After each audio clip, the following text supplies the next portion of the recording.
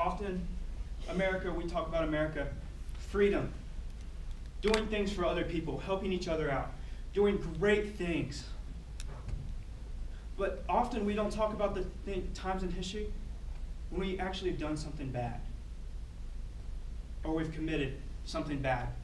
And it has come to a consensus in the general population today that the Trail of Tears was in fact a part of history we don't like to remember, that we don't like to recount.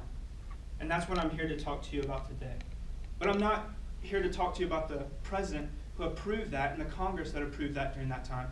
I'm actually here to talk about Chief John Ross, who opposed expansion in the United States and spreading nationalism of the United States. Now, to give you a little bit of history about Chief John Ross, he was the leader of the Cherokee Nation from 1826 to 1866.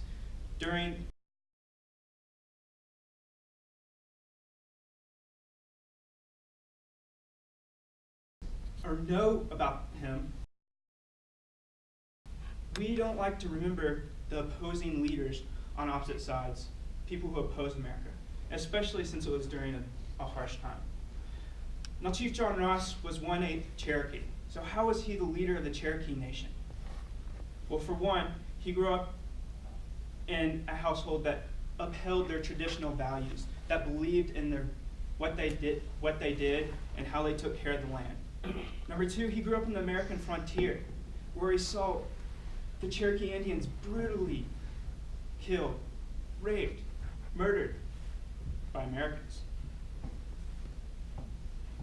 So, I'm here to talk to you today about what kind of leader he was and some of the decisions he made. So, for my first point, I'd like to talk to you about how he was a man of peace, about how he wanted peace with the government. He realized that the Cherokee Indians could not fight the American government on their own. They would lose. There are 16,000 of them and a whole bunch more Americans. So, coming up with a plan, he decided to join American forces in 1813 to fight the Creek Indians in the Creek War. And this war lasted from 1813 to 1814. He chose to join his enemy to fight in hopes that he would have peace for his people. Because he knew otherwise it was destruction. Otherwise he would be destroyed. So he chose that. He chose that route. But as we know, that ended up not peace. There was peace for a little while, but that ended up not being the case. So in 1817, the United States again asked the Cherokee Nation to cede all their lands and to move west. And one of the main reasons for this was because settlers found gold and other resources in the Cherokee land, and they wanted it for themselves. So as Americans, as the American government, as Andrew Jackson, we asked them to leave all their lands that were theirs before. And Chief John Ross did not agree with this, obviously, because he was the chief of the Indians. So he began to put in action. He wanted to make the government of the Cherokee Nation something to be recognized by the American government. So he created a council.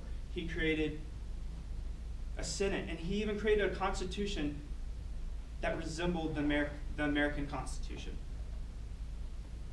Yet, this still did not work, and they still asked the Cherokee Indians to move west. So, to try to get something out of this, a man named Major Ridge decided that it was appropriate to get a little bit of money. So along with him and several other Cherokee Indians, they decided to sell the lands. But Major Ridge was not on the council of the Cherokee Nation. And Chief John Ross realized this. There was only 1/10 of the Cherokee population that approved this ratification. That the American government said this is a legal constitution, when in fact it was not. So Chief John Ross took it upon himself to seek out other Cherokee Indians, 15,000 to be exact, to sign a petition saying that this was a legal treaty and that they still want their lands. Along with this, he wrote a letter that said, part of it said, by the stipulations of this instrument, we are despoiled of our private possessions, the infeasible property of individuals. We are stripped of every attribute of freedom and eligibility for legal self-defense. Our property may be plundered before our eyes, violence may be committed on our persons, even our lives may be taken away. And there's none to regard our complaints. We are denationalized, we are defranchised, we are deprived of membership in the human family. We have neither land, nor home, nor resting place that can be called our own. And this is affected by the provisions of a compact which assumes the sacred appellation of treaty. So, continuing on, even though they were already told to move west, that there was no other option, he still came up with another option, showing that he is dedicated to these people, that he grew up to be called his family. Obviously, we know that the treaty didn't work and they had to move west. And that's when the Trail of Tears happened. And although no one knows the exact estimates, there have been more studies that have found, and according to Duke University, I'll read you some of the facts. It was 2,200 miles long, across 9 different states. 4,000 of 16,000 people died. Cherokee Indians. 4,000. That's 25% of the population that died.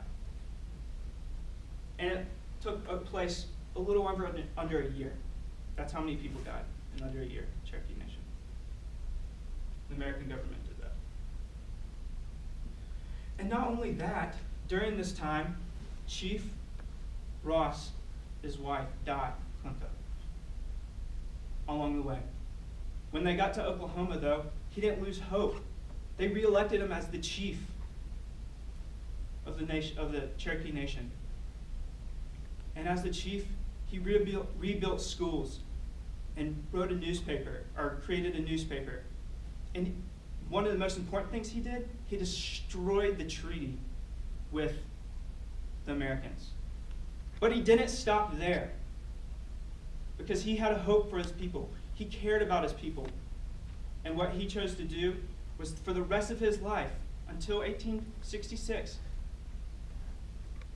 worked on a treaty to sign with the Americans so never again the Trail of Tears would happen.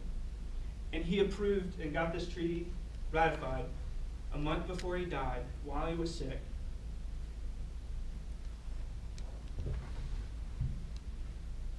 So, Chief John Ross, he grew up in a family that brought him up in traditional values of Cherokee, and he saw the brutality amongst them. And even though he opposed American nationalism, which we might say, would America be the same? Would it be how it was today? But through his peace offerings, his dedication to the people he cared about, and to hope, everlasting hope, and remembering and caring for his people, he took it upon himself to take care of them. There's one thing that is for sure, that there may not have been that expansion of America, but he would have had 4,000 more people he could have called brothers and sisters at the end of the day if what he wanted to happen happened. I'll leave you with this quote by Martin Luther King Jr. The ultimate measure of a man is not where he stands in moments of comfort and convenience, but where he stands at times of challenge and controversy.